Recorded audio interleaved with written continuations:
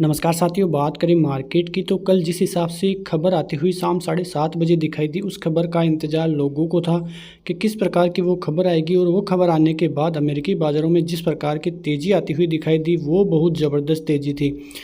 Dow Jones जो है लगभग फिर से ऑल टाइम हाई के लगभग जाते हुए दिखाई दिए हैं। वहीं क्या भारतीय बाज़ारों से संकेत आते हुए दिखाई दिए हैं एफआईआई डीआईआई की तरफ से, तो ये सभी चीज़ें देखेंगे। लेकिन उससे पहले यदि आप चैनल में नए हो तो चैनल को सब्सक्राइब जरूर कर लीजिए, क्योंकि बाज़ार की सभी न्यूज़ें आपको यहाँ पर उपलब्ध हो जाएगी, जिससे आप होने वाले बड़े ट्रेप से तो बच ही जाओगे। आते हैं भारतीय बाज़ारों पर, तो जेरोम पोवेल ने आप यहाँ पे देखें तो कल जो स्पीच थी जेरोम पोवेल की, जहाँ से हम लगातार बात कर रहे थे कि उसकी वजह से ही भारतीय बाज़ार पिछले 5 सेशन से कंसोलिडेशन के मूड में हैं। और वो जो स्पीच थी वो आती हुई दिखाई दी। उन्होंने साफ संकेत दे दिए कि जो टाइम है वो अब आ गया है यूएस फेड रेटों को कट करने का।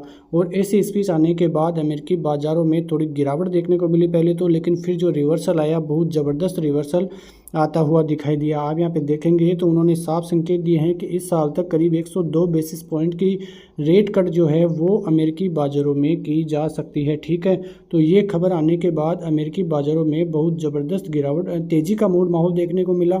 डाउ जोन्स में जो करीब 100-150 पॉइंट की तेज़ी ही लगभग दिख रही थी जब स्पीच आने के बाद, उसके बाद 462 पॉइंट तेज़ी के साथ करीब 1.25% तक की तेज़ी, नेस्डेक में करीब 1.5% तक की तेज़ी, और S&P 500 में भी करीब 1.15% तक की तेज़ी देखने को मिली है।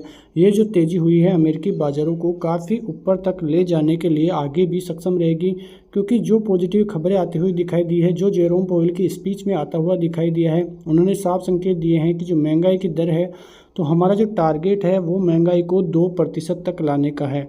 और ये संकेत देने के बाद उन्होंने साफ कहा कि अभी जो चिंताएं हैं वो पूरी तरह से ख़त्म नहीं हुई हैं, लेकिन फिर भी बहुत आवश्यकता है रेट कट करने की, जो कि हम सितंबर में करते हुए दिखाई देंगे। और यही खबर अमेरिकी बाज़ारों को सुननी थी। सभी जो निवेशक थे वो इसी खबर की उम्मीद में थे, क्योंकि पिछले कई दिनों से अमेरिकी बाज़ारों में गिरावट देखने को मिल रही थी। लेकिन जिस प्रकार की खबरें फिर वापस आती हुई दिखाई दी, तो फिर अच्छी खासी तेज़ी अमेरिकी बाज़ारों में दिखाई दी। यहाँ पे देखें तो फेड चेयरमैन की स्पीच के बाद अब सोमवार को भारतीय बाज़ारों में भी गैप अप के बड़े संकेत आते हुए दिखाई दे रहे हैं। यहाँ पे जो जैक्सन होल में स्पीच हुई थी उसके कारण ग्लोबली इम्पैक्ट पड़ता हुआ दिखाई देगा, क्योंकि आपको भी पता है कि भारतीय बाज़ारों में ऐसी कोई दिक्कत की बात नहीं थी जिसकी वजह से भारतीय बाज़ारों की तरफ से गिरावट देखने को मिली। लेकिन ग्लोबली संकेत पिछले कुछ दिनों से नेगेटिव होते हुए दिखाई दे रहे थे, और इसी वजह से उनका इम्पैक्ट भारतीय बाज़ारों पर भी पड़ा और गिरावट देखने को मिली थी। लेकिन जिस प्रकार की रिकवरी भारतीय बाज़ारों में हुई है, बहुत ज़बरदस्त रिकवरी देखने को मिली है। लेकिन बहुत बड़े संकेत एफआईआईज और डीआईआईज की तरफ से देखने को मिले हैं। आपको याद होगा कि गुरुवार को जिस प्रकार की बाइंग डीआईआईज ने की थी, करीब 9,500 करोड़ की, वो एक ज़बरदस्त बाइंग थी। तो वहीं से संकेत मिल गए थे बाज़ार को कि एफआईआईज और डीआईआईज की फिर से बाइंग आना चालू हो गई है। एफआईआईज पिछले 2 सीजन से बाइंग करना चालू कर दिए हैं। करीब 1944 करोड़ की बाइंग शुक्रवार के दिन भी देखने को मिली। डीआईआईज की तरफ से 2,896 करोड़ की बाइंग कल देखने को मिली है। तो काफ़ी अच्छी बाइंग का नतीजा एफआईआईज और डीआईआईज की तरफ से बना हुआ है। आप यहाँ पे सीधे संकेत देखें तो एफआईआईज और डीआईआईज की तरफ से मार्केट को बुलिश ही जो इंडिकेशन है वो दिया गया है। जो पूरी तरह से अपन देखते हैं तो एफआईआईज और डीआईआईज दोनों एक साथ कभी भी ऐसे नहीं कहते हैं बुलिश में, लेकिन कुछ ही समय ऐसा होता है जब दोनों ही बुलिश में बैठे रहते हैं, और वो वक्त अभी का है जहां पे एफआईआईज और डीआईआईज की तरफ से पॉजिटिव संकेत ही आते हुए बाजार की तरफ से दिखाई दे रहे हैं। ठीक है, तो ये बड़ी खबरें और बड़े संकेत कल के लिए यानी कि सोमवार के लिए बाजार में आते हुए दिखाई दे रहे हैं। लेकिन निफ्टी के लिए आप यहाँ पे संकेत देखेंगे तो निफ्टी के लिए जो सपोर्ट जोन रहेगा वो 24,650 और 24,700 का रहने वाला है। लेकिन ऊपर की तरफ आप देखेंगे तो 24,950 और 25,050 का एक रेजिस्टेंस भी है। क्योंकि ये रेजिस्टेंस इसलिए है क्योंकि 25,000 का जो साइकोलॉजी जोन है, जहां से पिछली बार भी निवेशक ट्रैप हुए थे, फिर से लोगों को ये ट्रैप कर सकता है। इस जोन में आके सेलिंग भी बढ़ सकती है, क्योंकि यहाँ पे ज़बरदस्त कॉल राइटिंग भी आपको देखने को मिल जाएगी, और यही वजह है कि आपको फिर से ये लेवल ट्रैप करते हुए दिखाई दे सकते हैं। आते हैं बैंक निफ्टी पे, तो बैंक निफ्टी के लिए कोई बड़ा खतरा तो अभी नहीं है, लेकिन बड़ा खतरा कब है कि जब बैंक निफ्टी 52,200 के ऊपर निकल जाए। क्योंकि जब तक 52,200 का लेवल बैंक निफ्टी पार नहीं करेगा, आप मत समझना कि बैंक निफ्टी का ट्रेंड चेंज हो गया है, लेकिन सोमवार को जिस प्रकार से गैप अप के संकेत दिखाई दे रहे हैं, हो सकता है कि 52,200 का लेवल पार करके उसके ऊपर सस्टेन कर जाए। वैसे देखें तो बैंक निफ्टी पिछले 2 दिनों से 50 EMA के ऊपर ही ट्रेड कर रहा है, जो कि बैंक निफ्टी के लिए काफ़ी पॉजिटिव है। ठीक है, तो ये सभी खबरें भारतीय बाज़ारों को ज़बरदस्त स्ट्रॉन्ग आगे की तरफ बनाएगी। लेकिन ये जो खबर आती हुई दिखाई दी थी, आरपीसी की जो एमपीसी की बैठक थी उसके मिनट्स थे, और ग्लोबली बाज़ारों में जो खबरें आनी थी उसकी वजह से भारतीय बाज़ारों में इस खबर का इम्पैक्ट नहीं पड़ा।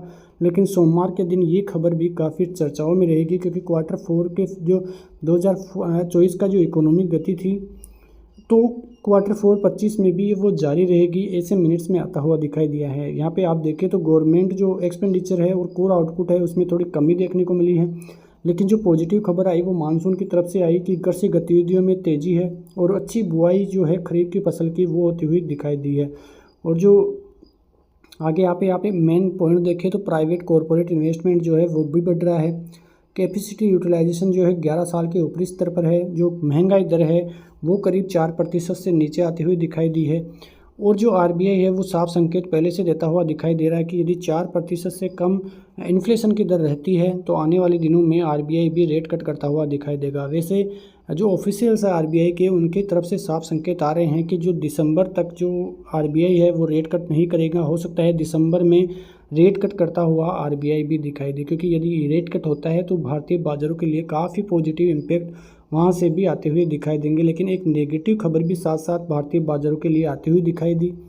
तो आप यहाँ पे देखेंगे तो जो भारत की जीडीपी ग्रोथ है उसको लेकर एक बहुत बड़ा अपडेट आया है। उन्होंने जो पहले जो जीडीपी का अनुमान था वो 7.2% का आरबीआई जो एमपीसी की बैठक थी वहाँ पे आता हुआ दिखाई दिया था। लेकिन आप यहाँ पे देखेंगे तो जो गोल्डमैन सैक्स है वो ये बताता हुआ नज़र आ रहा है कि भारतीय जीडीपी ग्रोथ जो है उसका अनुमान अब घटा दिया गया है। जो ब्लूमबर्ग की रिपोर्ट है उसके अनुसार गोल्डमैन सैक्स ने केंद्र सरकार द्वारा एक्सपेंडिचर में कमी का हवाला देते हुए इस साल और अगले साल के लिए भारत के जो जीडीपी ग्रोथ है उसको 20 जो ईपीएस है वहाँ पे कटौती की गई है, और 6.7% और 6.4% की दर से जो अनुमान है वो जो है 25 और 24 के लिए लगाया गया है। तो ये खबर थोड़ा नेगेटिव इम्पैक्ट भारतीय बाज़ारों पर डाल सकती है, क्योंकि पहले से जिस प्रकार का अनुमान था आईएमएफ ने भी बताया था कि 7.2% की दर से भारतीय जीडीपी बढ़ सकती है। तो ये खबर आने के बाद थोड़े नेगेटिव संकेत यहाँ से आते हुए दिखाई दिए। वैसे आप बाज़ार को देखें तो शुक्रवार के दिन और उससे पहले भी 4 दिन लगातार 100 पॉइंट के रेंज में ही बाजार कारोबार करता हुआ दिखाई दे रहा था। तो ये जो अमेरिकी बाज़ारों वाली खबर है, क्योंकि भारतीय बाज़ारों में ऐसी कोई नेगेटिव न्यूज़ नहीं है जिसकी वजह से भारतीय बाज़ारों में कोई गिरावट देखने को मिले, पहले भी नहीं थी। लेकिन जो ग्लोबली संकेत है वो नेगेटिव होते हुए दिखाई दिए थे, और उसी की वजह से भारतीय बाज़ार ऊंधे मुँह गिरता हुआ दिखाई दिया था। तो आपको भी पता है कि किस प्रकार से भारतीय बाज़ारों में जो अर्थव्यवस्था है भारतीय बाज़ारों की काफ़ी स्ट्रॉन्ग है। जब गिरावट हुई थी अदर बाज़ारों में 7 से 8% तक की, तब भारतीय बाज़ारों में मात्र 3.5% तक की गिरावट ही देखने को मिली थी। तो यही वो सबूत है कि जो भारतीय अर्थव्यवस्था को दर्शाते हैं कि कितनी स्ट्रॉन्ग भारतीय अर्थव्यवस्था है। आगे आने वाले दिनों में किस प्रकार की रैली निफ्टी में देखने को मिलेगी, सभी चीज़ें आप ध्यान से सुन सकते हैं।